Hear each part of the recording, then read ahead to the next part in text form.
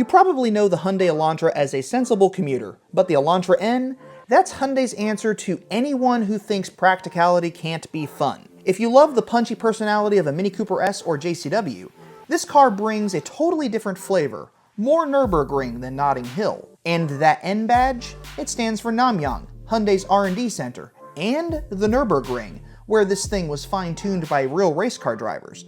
And in case you were wondering, if you look carefully at the N badge, it does look like there's two of them there, so that might be hinting at both of these places. Here are 5 things you probably didn't know about the 2023 Elantra N.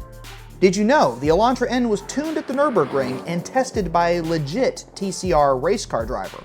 Well, I mentioned it at the top of the video, so obviously you do. Hyundai's N division means business. From chassis tuning to the electronic diff, this thing was built to earn that badge. It's not just a sporty trim, it's a true track-capable sedan. Did you know the Elantra N has a customizable exhaust that'll crackle, pop, and burble like it's trying to start a fight with your neighbor? Flip it into N mode, and the sound turns from daily driver to WRC rally car. It's theatrical, juvenile, and absolutely addictive. Did you know you can get the Elantra N with a 6-speed manual that rev matches like a pro, or a snappy 6-speed dual clutch? Whether you're chasing heel-toe vibes or lightning paddle shifts, Hyundai lets you pick your poison. Performance for purists and pragmatists.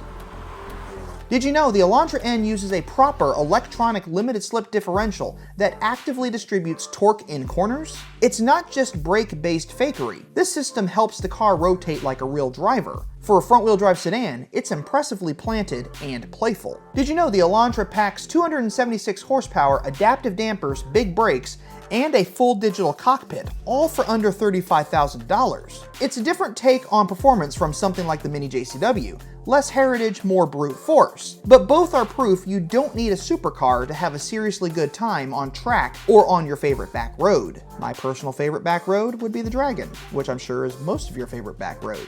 So yeah, the Elantra N isn't a Mini, but it absolutely nails that spirit of fun, affordability, and everyday usability. If you're a Mini fan who likes a little chaos with your cornering, this thing just might surprise you.